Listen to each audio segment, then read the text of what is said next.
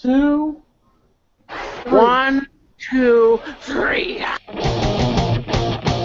The bigger picture. That is what you Hollywood stands for. I push myself every single day to make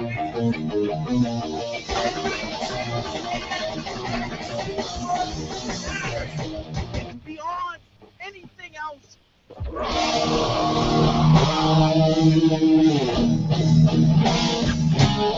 Everybody for the entertainer, the Tommy and C 2010.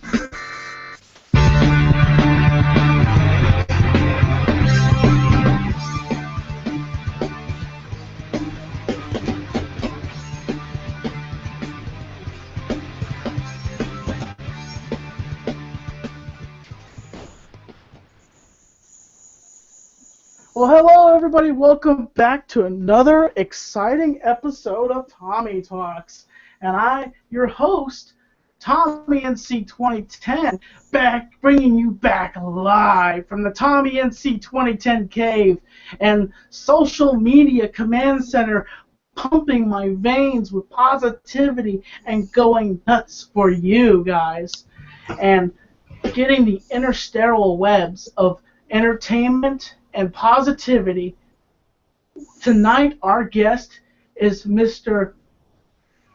Matthew Burke, and he was the star of Jurassic World, a local here. It starred in a major silver picture film out in the major Hollywood experience.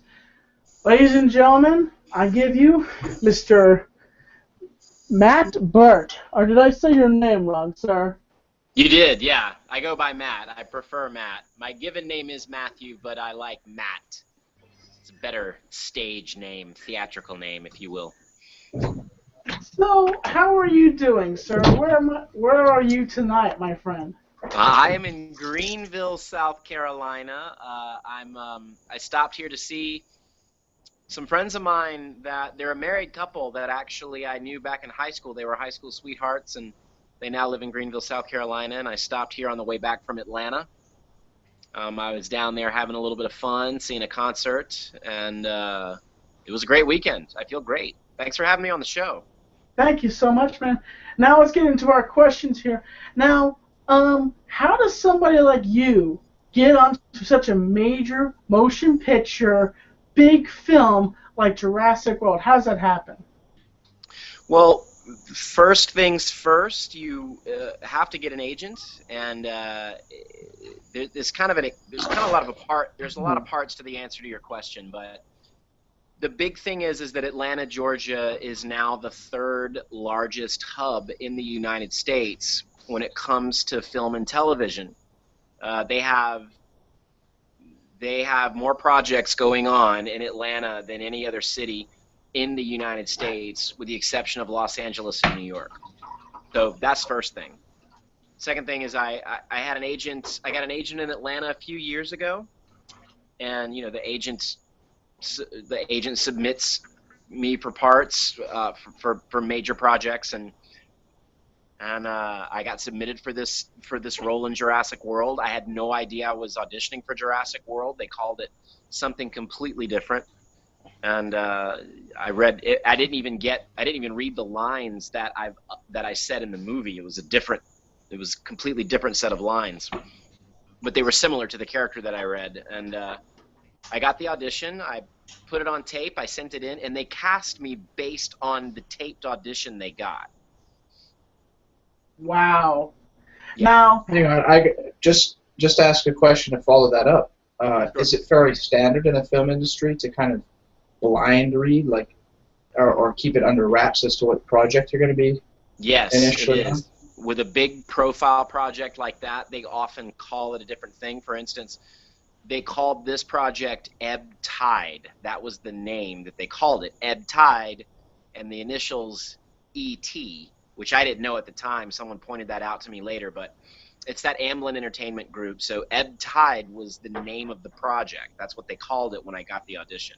But yeah, it's very common for big projects, big profile projects, they keep a lot of things under wraps and a lot of things Yeah, that's like the space racer as well to me. Now, Yeah. being a part of this whole thing, this is the Jurassic Park franchise, and how do they treat you? How do they treat you like A class, or do they treat you like, how do they treat you? It was it was like being in an amusement park, and almost in a lot of ways being on an amusement park ride.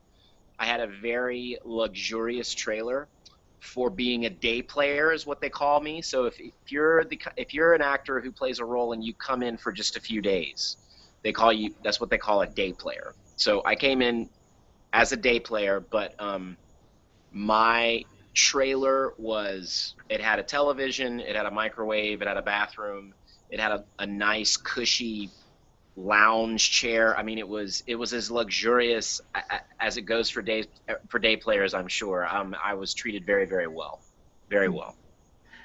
Now, me and you had talked over the phone about some of this stuff. Now, how did you warm yourself into this part? And exactly, I want to apologize. I went to go see Jurassic World with my friend Hamza, but the thing was, I missed your scene. Because I was getting popcorn and drinks, and Hamza probably saw you because. Did you see him, Hamza? By the way, I know we didn't. Yes, I remember that part because I didn't think much about it when I actually saw it, but I think it was maybe the next day or at least the next week where I saw the paper, the Asheville Citizen-Times paper, which described his experience with the film, and I was just like, wow, man, that is so cool, because I never would have thought, that this guy that's in the movie is just a drive up the road from us, man. We could go, like you said earlier before we went on air, we could go meet this guy and do a Food Dude Review Crew video without having to drive further than we normally drive. And so, I do remember that part. And so, Tommy, you know how that part went? Apparently, you play an investor. You play one of the investors, and basically, apparently, you're talking to the lady, and you're asking, two different dinosaurs have two different dinosaurs have sex with each other. So you basically, is that the question you asked? You asked the. Well, right. I play a sponsor. I work for Verizon, and Verizon is one of the corporate sponsors for the park. And the main character, played by Bryce Dallas Howard, is telling us about a new attraction that they've unleashed, which is the D-Rex, and she's sort of explaining to us how they have a breed of dinosaurs. So she doesn't say how they got the new breed of dinosaurs. She just says that they have a new breed of dinosaur because that's what the people want. People want more thrills, so to speak. More teeth is the line that she uses. And so my question is, thinking that they bred the dinosaur, I say, how do you get two different types of dinosaurs to, and I don't spell it, I don't say it verbally, I put a hand gesture that sort of indicates and hints to how do you get them to mate. And then, of course, the guy, the scientist, played by the it's so funny. The actor that played that role is actually Long Duck Dong from 16 Candles, which is a soft spot from my younger years. But and also he was in the first movie too, wasn't he? That's right. Yeah, that's right. So he steps in and says that the D-Rex wasn't bred; she was designed. So he reveals that they designed her, that she's genetically created and not bred. Really? So here's another question. Jurassic Park is one of the biggest movies of our century and our time. People quote this movie. There's dinosaurs in this park, correct? Dinosaurs in this park, correct?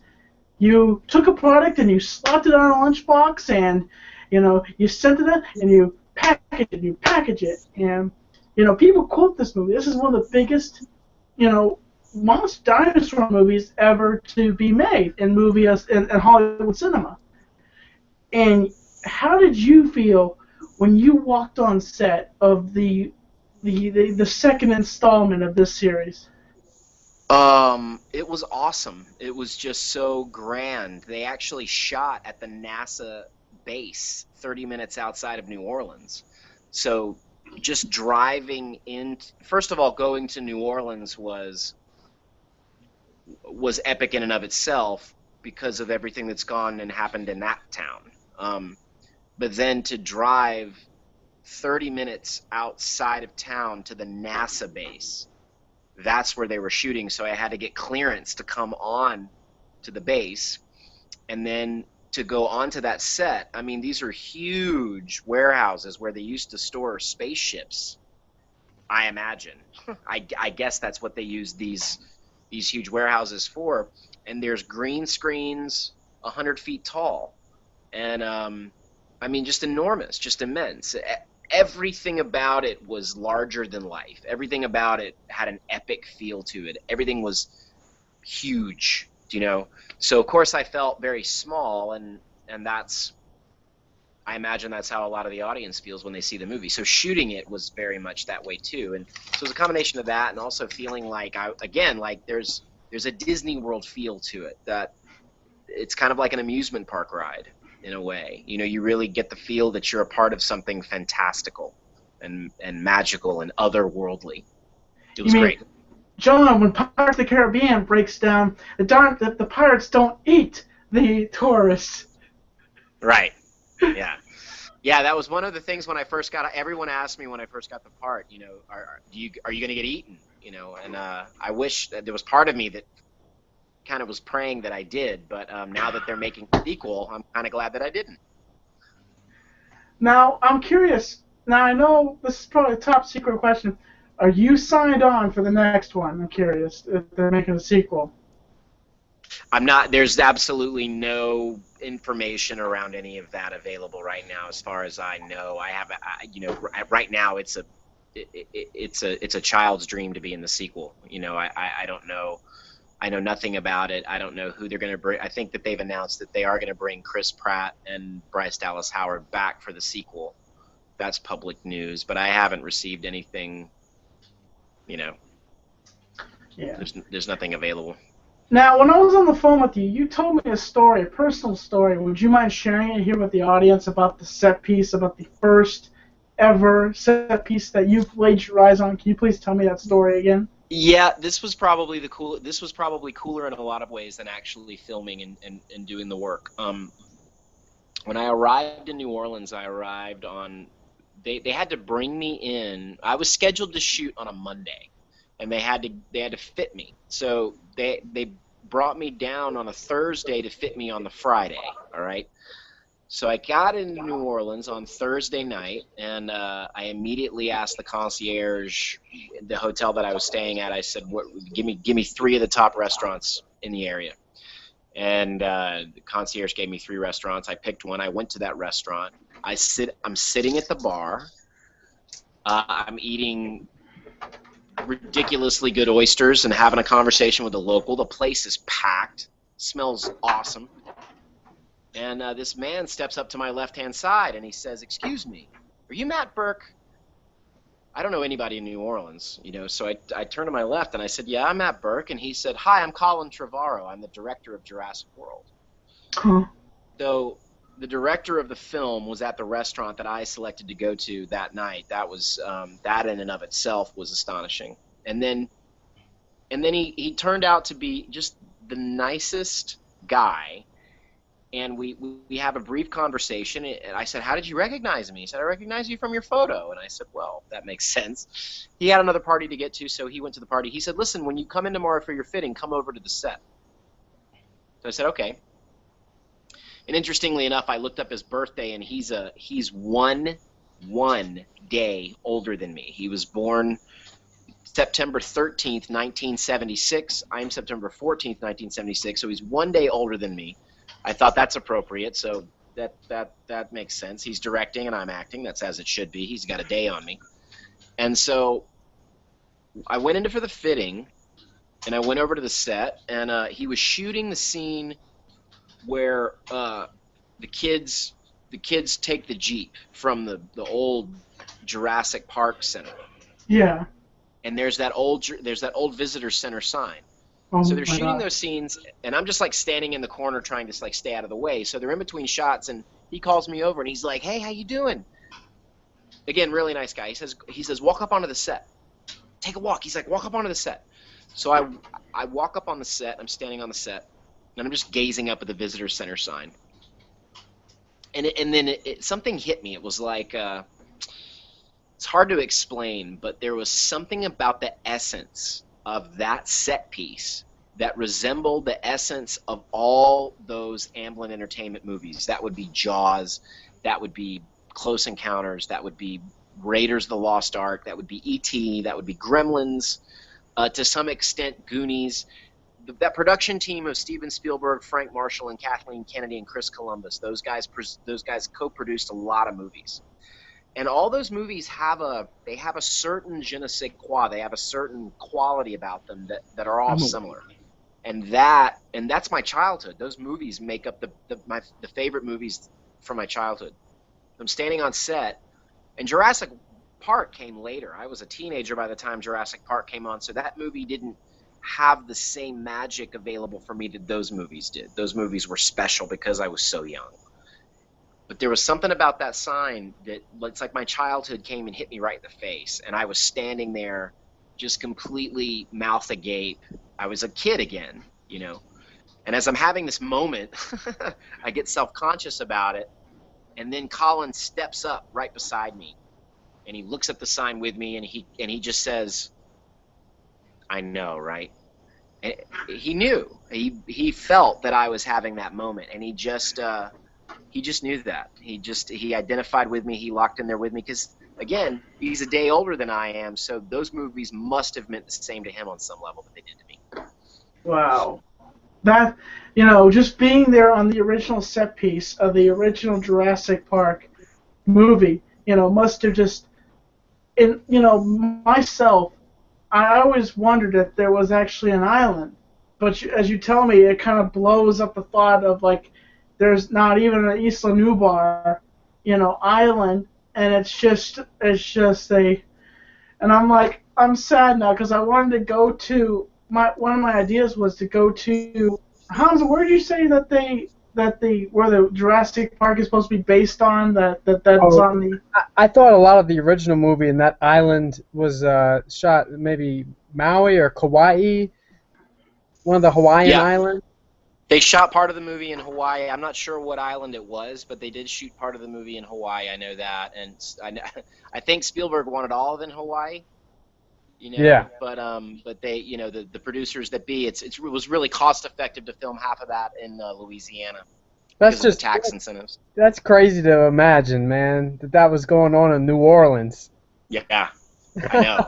I know. No one, like, everyone's surprised to hear that. You shot that in New Orleans? Yeah. Now, what was your thoughts when you heard that your movie made more money than any movie has been produced? What did you think?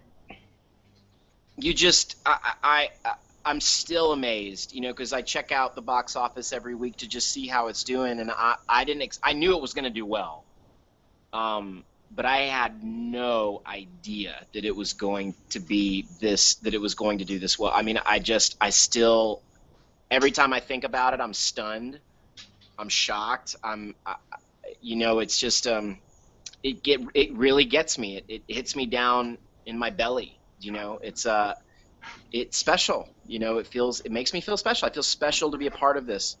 It feels like it's a special project, and it's it's humbling in a way. I'm just so thankful. I really am just so grateful to have been a part of it. What are the odds of ending up in a movie like that for anybody? So I'm just tremendously grateful to have been in it. It's a really, really good feeling. When I get the chance, I don't know if I'm going to go see Jurassic World in theater again, But if I do, I'm gonna keep an eye out for you, buddy. I will. Yeah, I have a wig. You know I have a wig, right? Yeah, oh yeah, because in the original, in the pictures on Facebook, I'm not too rude, that you kind of you don't have hair, so I'm like, No. okay. No. Yeah, that Go and started kiss leaving me me when I outside. was in my mid-20s. Yeah, are you a Seinfeld fan, by the way? Seinfeld? Yeah. I like Seinfeld. I didn't watch a whole lot of Seinfeld. I was a big Cheers fan, and I like Larry. I like those guys, and I like their humor, but I was never really, it never really. I just didn't watch a whole lot of episodes. I know it was a really popular show, Mm. but I like it. The ones that I've seen, I like. I think those people are brilliant. Now I have a question for you. Do you plan to be in many more big pictures in the future? Well, yeah. The movies. I have a special desire to be in the next Avengers movie. Those comic books. The Avengers was the first. That was the first comic book I ever opened up as a kid. It was an Avengers comic book, and it happened at a pretty interesting part of my life. Without getting a little, I don't want to. It's not my intention to get morose in any way, shape, or form. But my Emotional? father. Yeah, well, my father was an alcoholic, and he died when I was young. He died a few years after I started reading the Avengers comic book, and it was a time, I opened the comic book and just started reading it, and it just had an effect on my life, and I didn't really know why, but when I look back on it, I think it's because I really needed a hero. I think I really needed someone to look up to, and I love, I love my dad. He wasn't abusive or terrible or horrible in any way, shape, or form. He was just kind of absent. And the Avengers comic book really gave me something to. It gave me a group of people to look up to in that way.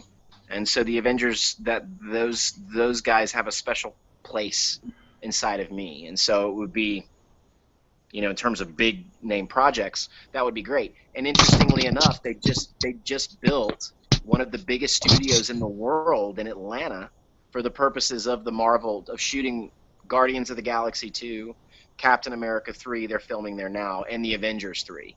So those movies are actually going to be shooting in Atlanta, that will put me in the running up, for auditions if there are any parts that fit the bill.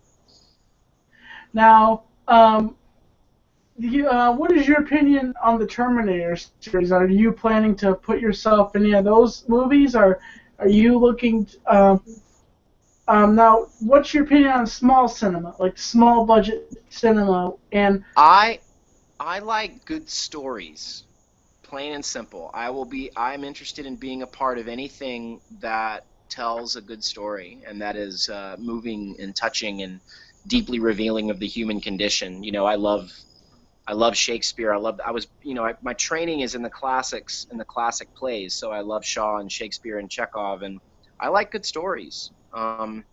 So anything that is willing to do that, I'm willing to be a part of, hands down. And of course, the Terminator series. That's a really good story. It's really fascinating to consider what might be, what the future holds in terms of our relationship with machines and technology and our dependency upon them. It's a good story. I tell you what, have you seen it yet, or have you got a Not chance the new one. No, not the new one.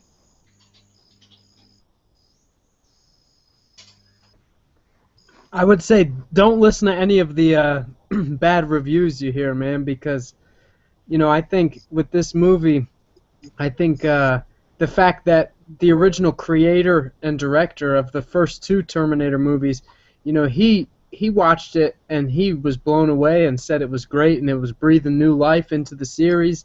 And there were some other favorable reviews as well, but all the big-time critics and the review websites are having really low scores for it. But to me, that means there might be something in that movie that the mass media controllers are really threatened by, And I think there's a lot of stuff in that movie series and in the ideas and concepts behind the storyline is a little heavy, you know, because of the way everybody is. I don't want to spoil anything about the movie, but it's a little super realistic, you know. You start really thinking, hey, this could happen, you know, and that might threaten somebody. So, you know, I think it was great Yeah. for what it was, man. I think it was really great. Cool. Good to know. Thanks. It wasn't really on my radar. Oh, It kinda, we've lost our host, man. Oh, really? He was saying he had troubles with power outages. I hope it's not that issue again. Is it raining up there? No? I don't Not know. right now. I hear Black Mountain Internet isn't spectacular, so it could be a disconnect. Right. Can we get to ask questions now then? Oh, right. Yeah, Mark, have you ever heard of Steven Tyler? No. Yes, I have.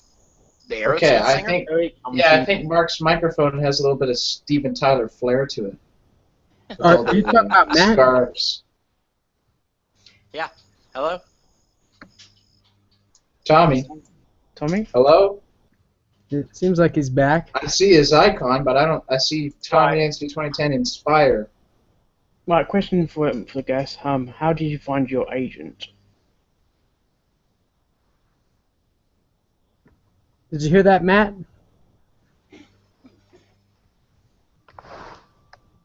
Buddy? Matt? Might lost a guess as well. Oh, this is not good, man. North Carolina is suffering on the internet right now. I don't know. Mine's doing really well. I'm in the same town as Tommy. Well, Hamza, the powers that be favor you. They're obviously giving you a connection. North Carolina. Matt's picture Okay. is kind of frozen on my screen. Yeah, it's frozen for me too. So let's, Mark, you want to give us a quick rundown of the convention? You want to give a highlight? Well, that's on my other video anyway. Other video, okay. Yeah, I don't want to repeat myself. Well- Have both of you guys seen Jurassic World? I'd like to know.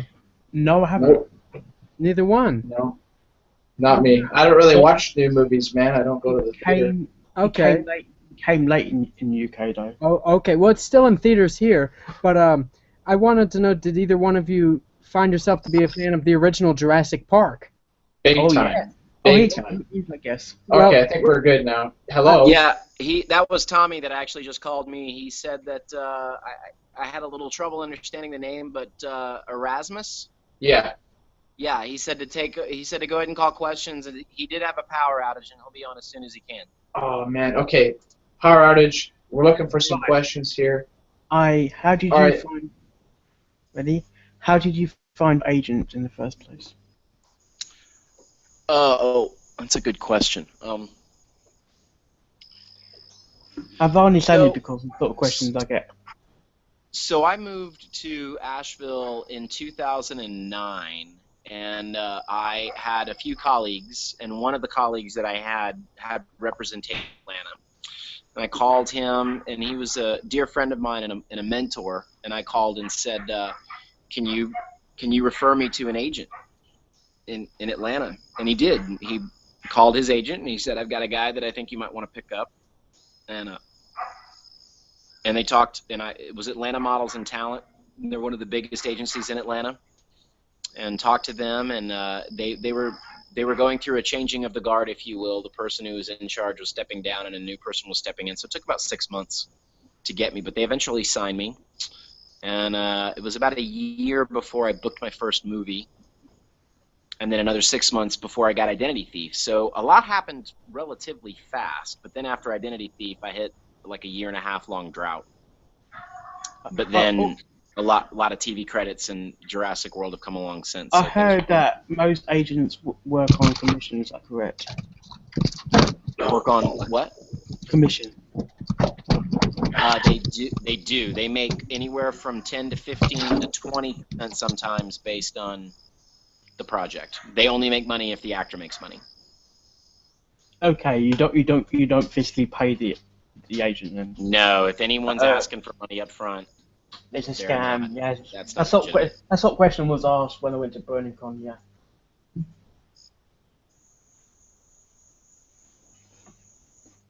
So if that's Okay. the only question you had from the. Well, here's another one. Okay. Too Many Cooks. People want to know about Too Many Cooks. Because that's obviously a very popular. I mean, some might say it's more popular than Jurassic World simply because it was kind of an internet viral sensation.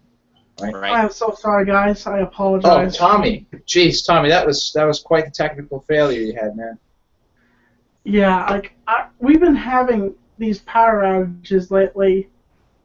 Like just recently, we just had another power outage, and I don't know what's going on. And well, Mark's been having a similar issue. Do you think it could be mice in your walls? No, I don't. No, I don't have mice in my walls. I have a pretty much clean room.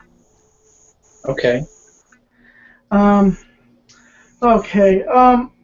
Just a second. Sam, what was the name of that? What was the name of those two fans from Florida that I was wanting to give a shout out real quickly? Matt and Eric, I think. No, Tim and. I don't know. It sounded like Tim and Eric, but it wasn't Tim and Eric.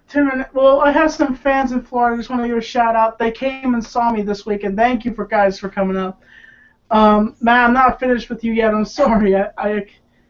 I freaked out when, after in the middle of my interview, as I'm talking to you, my power goes out. I'm like, I know. Power outages, it happens, especially in the mountains. God, I almost had a heart attack. Like, I was, like, freaking out, just running around. Oh, no, he's going to think I'm unprofessional. Oh, no, oh, no.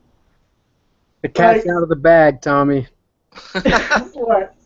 That I'm unprofessional? Yeah, just a joke. I'm just joking. But Mr. Rasmus was in the middle, I think, of asking Matt a question that he was starting to answer when you tuned back in, man.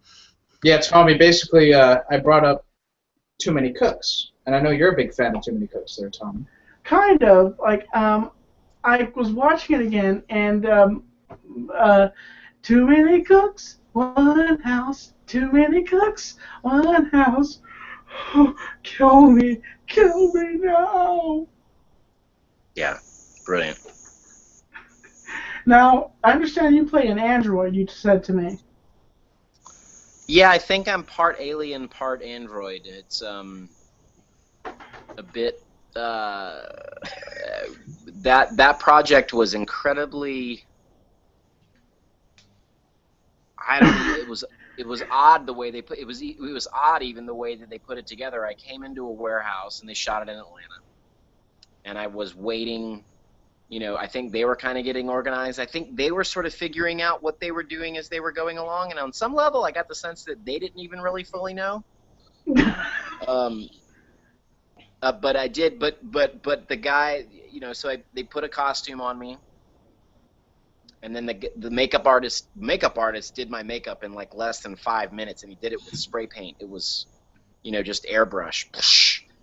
I mean, it was really incredible. And then I went with a whole cast of people down, like some of the other people that you see. So everybody's painted in weird clothes, and we're sitting there, and they're just having people get up one by one, and they're just shooting them a few seconds at a time. They're just giving them little bits of direction, like, okay, so try this, and then all right, try just turn around and just look at the camera and blah blah blah. I mean, it was really vague. It was both vague and specific. It was specific in the way that they would tell you exactly how to move. It was vague because you had really little idea of what the context was.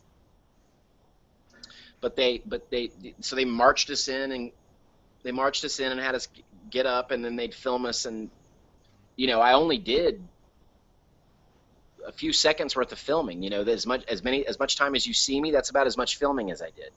So it was, you know, it was really unique. You know, I had no clue, and of course they filmed it a year before it came out. So I thought maybe that was a bust. That's not going to turn into anything. But then of course, boom, you know, it became a viral sensation, and then the New Yorker did an article on it. Rolling Stone did an article on it. It won a Webby. I mean, it was ridiculous. It's crazy. And it's like one of the oddest, strangest pieces. I mean, that's one of the weirdest things I've ever seen. And but that's I loved something, it. And that's something from what is it? I'm trying to think. It was from Adult Swim, I think. It was like an Adult Swim show, wasn't it? That's right. Yep. They showed it like 4 o'clock in the morning.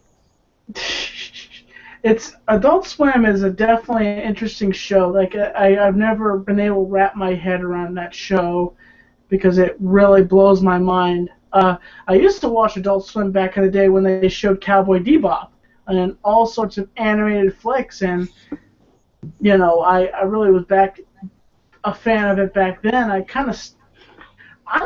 gonna be honest with you, Matt. I don't watch a lot of TV. I do watch TV when I get a chance, but I don't watch I don't watch a lot of late night TV because I end up stuck on YouTube watching YouTubers live their lives. So I'm thinking, why should I watch TV when I can watch people's lives?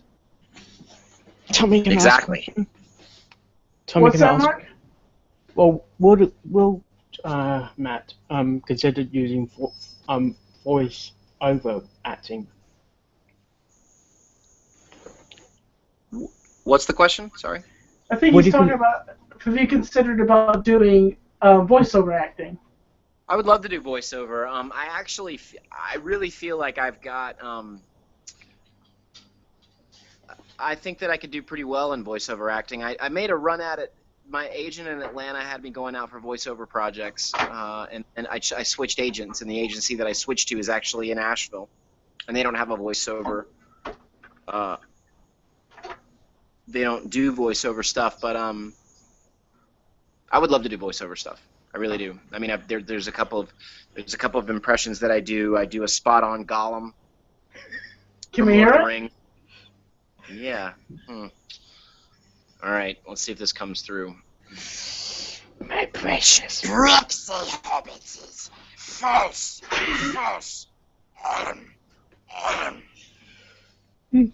Oh my gosh! You look like him. Oh my gosh! When you did that. What other impressions do you do? Master. No, not master. Yeah, I gotta warm up a little bit for it, but yeah.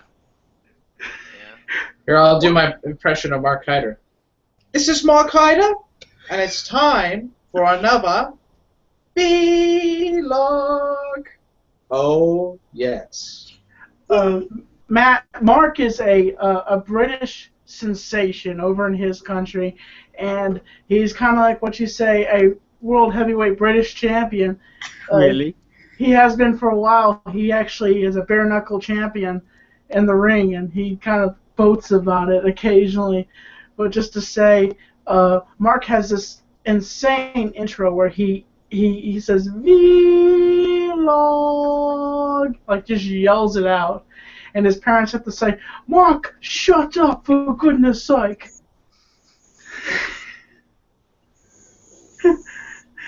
But by the way, being a bare knuckle champion, Mark is not a bare knuckle fighter. Okay, Matt. I got that. I actually got that. Well, I do have done voiceovers on my channel. Yeah, you got a good one. Yeah. Are you into voiceover work? I've been reading fan fiction. Yeah, Mark's working on his portfolio. Yeah. Aren't we all? Always working on the portfolio. The thing is, it's so hard, but I enjoy it. If that makes sense. Yeah, it does. Oh yeah.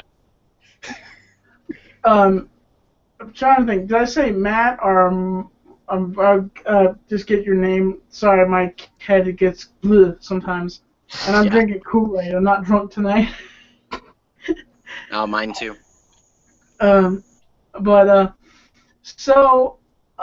Is there any other? You told me you were in another movie about a con artist. Movie called Identity Thief with Jason Bateman and Melissa McCarthy, and yeah, Melissa McCarthy plays a con artist that essentially gets free things. She figures out a way to get free things from everybody. She plays all kinds of different cards and actually steals the identity of the character played by Jason Bateman. And Jason Bateman flies over to. He lives in Colorado, and he ends up flying out to look for her. I've seen that movie. Tracks her down in Florida. Yeah, I saw that. What part did you play in it? When they get to St. Louis, they go in to get money from the boss that is essentially the the stingy sort of Scrooge character of the play in some ways. He's so Sandy goes in to kind of screw over his boss and extract a lot of money. He goes into an office building and he has to get a code from one of the office workers who's kind of a prototype for what Jason Bateman's character did at his job. So they go in and they say a few things to actually get the guy to cough up the code number, and they get the code number and they go and they get a substantial amount of money from the boss. But then my character kind of figures out what they're doing and figures them out and gets them arrested. Oh, so I think I remember watching it, but next time I watch that movie, are you wearing a hairpiece? Or are you doing the? No, my bald head's shining. Next time I watch Identity Thief, I'm gonna keep an eye out for you, buddy. Like okay. I didn't seem to look when I watched that movie at first, but when I watch it, I'm gonna say, "There's my boy Matt." You know, woo, local Asheville guy. It's a funny flick. Yeah, it's a funny flick, and yeah, I do. Yes, of course, my plan is to do as much as I can.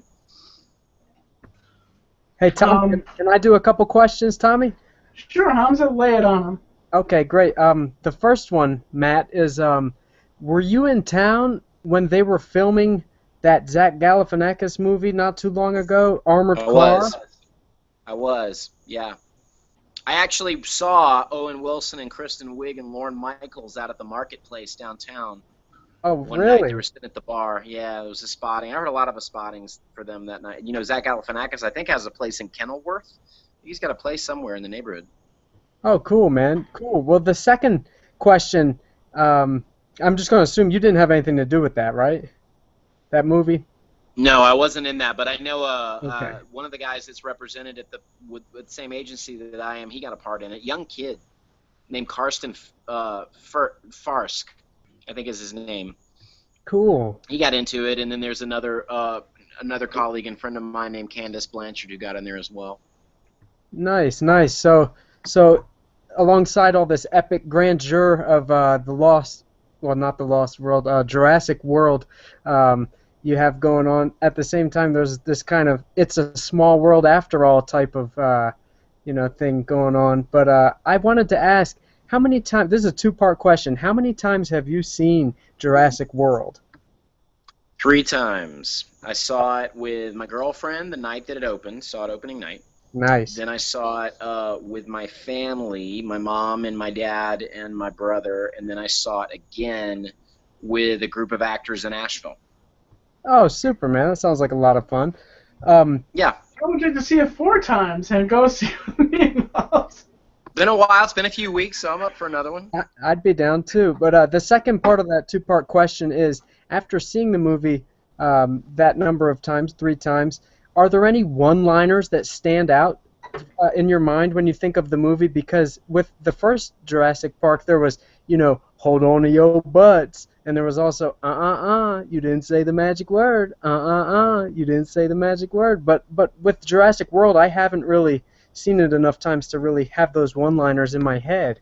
What do you think? There's 2 moments that stick out right now, and they may be different like next week. But the first one that stands out is when Chris Pratt and Bryce Dallas Howard they've tracked down the dinosaur. They're trying to find the kids, and the dinosaur's got his footprint in the they're at the waterfall where the dinosaur's looking over, where the dinosaur looked over, like the kids jumped off into the waterfall, and Right. the D-Rex looking down at him, and then later Chris Pratt and Bryce Dallas Howard are there, and she starts like adjusting her shirt and everything and getting ready, and Chris Pratt's looking at her, and she just like adjusts and looks at him and shrugs her shoulders, and he goes, "What does that mean?"